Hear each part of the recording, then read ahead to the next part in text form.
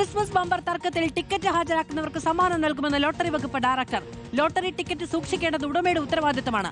വകുപ്പിന് പ്രധാനം ടിക്കറ്റിന്റെ വിശ്വാസ്യതയാണെന്നും കോടതി നിർദ്ദേശപ്രകാരം തുടർ നടപടി സ്വീകരിക്കുമെന്നും ലോട്ടറി വകുപ്പ് ഡയറക്ടർ മിഥുൻ പ്രേംരാജ് IAS വ്യക്തമാക്കി.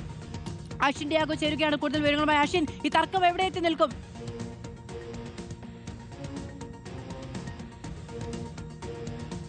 അത് നിലവിലിപ്പോൾ ഹൈക്കോടതി ഇടപെട്ട് കഴിഞ്ഞ ക്രിസ്മസ് ന്യൂ ഇയർ ബമ്പറിന്റെ 20 കോടി സമ്മാനാർഹനായ 20 കോടി രൂപ തടഞ്ഞു വെച്ചിരിക്കുകയാണ്. കാരണം 2 പേരാണ് ഇതിൽ അവകാശവാദം ഉന്നയിച്ചിട്ടുള്ളത്. അതുകൊണ്ട് തന്നെ ആരാണ് ഈ ടിക്കറ്റുമായി എത്തിയിട്ടുള്ളത് എന്നതടക്കമുള്ള കാര്യങ്ങളിൽ കൂടുതൽ വിശദീകരണം നൽകാൻ അദ്ദേഹം തയ്യാറായിട്ടില്ല. കാരണം സാധാരണഗതിയിൽ ഈ ഭാഗ്യവാന്മാരുടെ പേര് വിവരങ്ങളൊന്നും ആദ്യം പുറത്തുവിടാറില്ല. കാരണം അത് ആ വ്യക്തിയുടെ സ്വാതന്ത്ര്യമാണ്. മാത്രമല്ല അദ്ദേഹത്തിന്റെ ഒരു സുരക്ഷയ്ക്ക് വേണ്ടി മാനിച്ചാണ് ഇത്തരത്തിൽ ആ പേരുകൾ പുറത്തുവിടാത്തത്.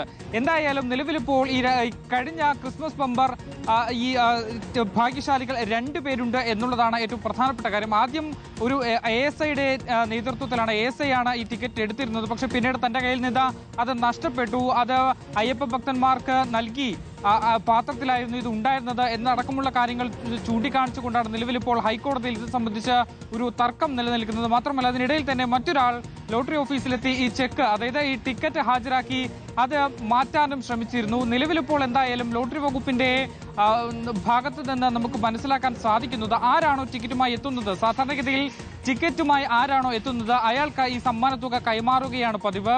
ചട്ടങ്ങൾ പാലിച്ച് 90 ദിവസത്തിനുള്ളിൽ തന്നെ ഈ തുക അക്കൗണ്ടുകളിൽ എത്തുകയും ചെയ്യും. ആകെ പരിശോധിക്കുന്നത് ഈ ടിക്കറ്റിന്റെ വിശ്വാസ്യത മാത്രമാണ്. ടിക്കറ്റ് അത് ഒറിജിനൽ ടിക്കറ്റാണ്. ടിക്കറ്റിൽ മറ്റ് കൃത്രിമങ്ങളൊന്നും ഇല്ല എന്നുണ്ടെങ്കിൽ ടിക്കറ്റുമായി എത്തുന്ന ആളുകൾക്കാണ് സാധാരണഗതിയിൽ ഇത്തരത്തിൽ ആ സമ്മാനത്തുക കൈമാറുക. പക്ഷേ ഈ ഒരു ഘട്ടത്തിൽ ഈ ലോട്ടറി വകുപ്പിൽ നിന്ന് നമുക്ക് മനസ്സിലാക്കാൻ കഴിയുന്നത് ഇപ്പോൾ ഉണ്ടായിട്ടുള്ള ഈ ഒരു പ്രതിസന്ധി അതിന്റെ കാരണം ലോട്ടറി വകുപ്പല്ല. കാരണം ഈ ടിക്കറ്റ് ആരാണോ എടുത്തിട്ടുള്ളത്, ലോട്ടറി ടിക്കറ്റുകൾ എന്നുള്ളത് ഒരു പ്രൈവറ്റ് പ്രോപ്പർട്ടിയാണ്, വ്യക്തിഗത സ്വത്താണ്.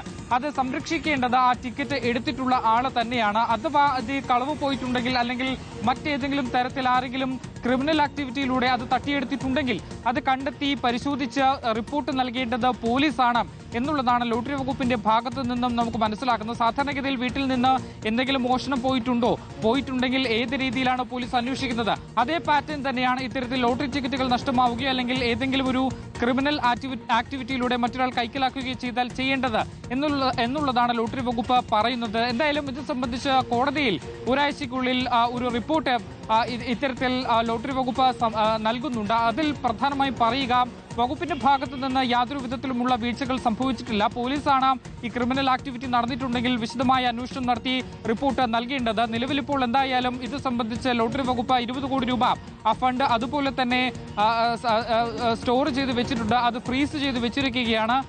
കോടതി നിർദ്ദേശപ്രകാരമായിരിക്കും ആർക്കാണോ. എന്തായാലും ക്രിസ്മസ് ബമ്പർ തർക്കവുമായി ബന്ധപ്പെട്ട ഒരു തീരുമാനത്തിലേക്ക് ലോട്ടറി വകുപ്പ് എത്തുകയാണ്. ആരാണോ ടിക്കറ്റ് ഹാജരാക്കുന്നത് അവർക്ക് പണം നൽകുക എന്നുള്ളതാണ്. അവരുടെ ഐഡന്റിറ്റി പുറത്തേക്ക് സുരക്ഷാ കാരണങ്ങളാൽ പുറത്തേക്ക് വിടില്ല എന്നുള്ളൊരു തീരുമാനം കൂടി എടുത്തിരിക്കുകയുമാണ്.